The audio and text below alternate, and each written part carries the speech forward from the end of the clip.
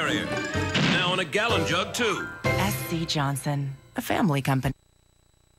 Now from the Ford Sports Desk, KOMU-8 Sports. Early this morning for Gary Pinkel and the Missouri Tigers, it was rise and shine football time. Mizzou hit the gridiron at 8 a.m. for their first fall scrimmage. The defense looked to defend its title from yesterday as they took the field sporting the black shirts. One player was out of action. That was Jarrell Jackson, wideout, suffered a hamstring injury yesterday. Quarterback James Franklin get things started his day off with disaster, that is, throwing a pick six to Will Ebner. Takes it all the way to the end zone, no problem there. But James Franklin will settle down, gets the ball to Michael Agnew, who gets nailed by Ebner. Ebner was busy on the day. Defense definitely having the better of the day. Jimmy Costello, backup quarterback. Nice floater to Marcus Lucas. Puts it right in the breadbasket. Running back Kendall Lawrence led the rushing attack. He had two back-to-back 60-yard touchdown runs. Corbin Bergstresser, freshman quarterback, and he threw 3 picks on the day, including a deflected shot to Ian Simon. It was the defense taking the scrimmage 18-10 and earning the black shirts for yet another day.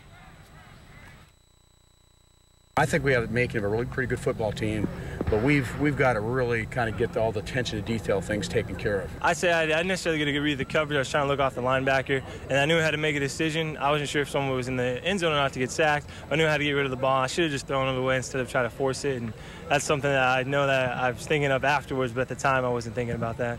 When I turned around and saw the whole defense running behind me, a couple guys made blocks for me. It's just a good feeling. It really rallies the defense and gets momentum going and leads up for the next play and even the rest of the scrimmage. The 10-team Big 12 Conference could possibly be down to 9 in 2012. A high-ranking source within Texas A&M told ESPN's Doug Gottlieb the Aggies are prepared to join the SEC Conference after 15 years with the Big 12. All Big 12 athletic directors met with Commissioner Dan Beebe on conference call around 3 this afternoon to discuss the situation.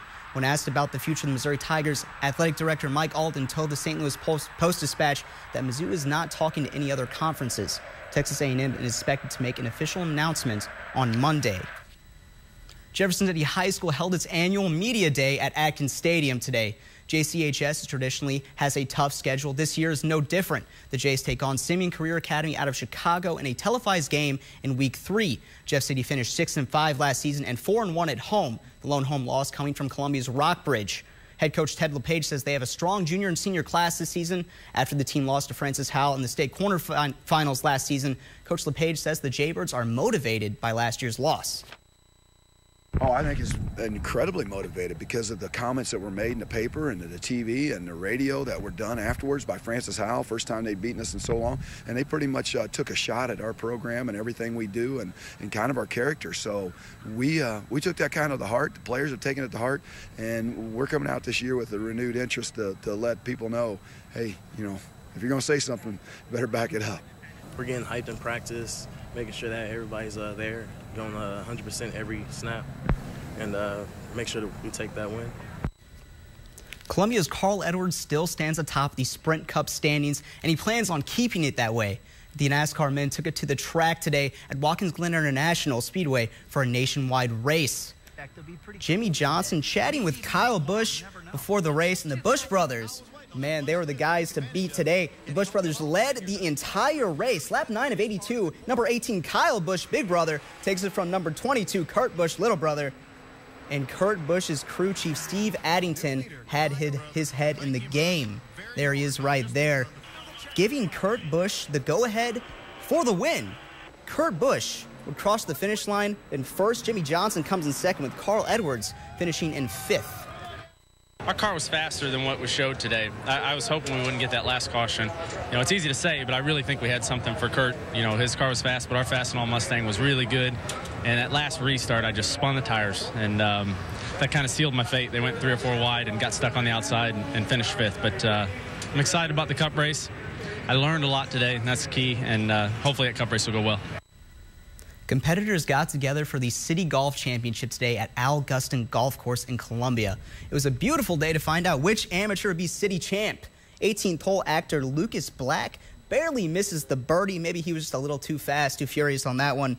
Tim Rooney, though, would make his putt for par on the 18th.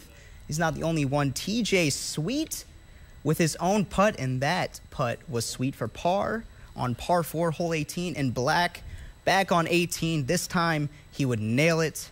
Black is currently in 3rd place, while MU golfer Nick Wilson is in 1st place after shooting a 65 today. You know, I'm just going to focus on playing my game. I can't control what other people do. I'm just going to try to play the best I can tomorrow. If I win, I win. You know, I'm not going to, you know, try and absolutely eat up the course. I'm just going to try and, you know, play each shot as it goes. The tournament wraps up tomorrow at the Club of Old Hawthorne. And that'll do it for sports. Now, what do you guys think about the football team? Offense had a little bit of struggling, but defense was dominant. Can't be that bad. No, defense wins championships, Peter. That's all that matters. I'm ready for some Mizzou football, too, by the way.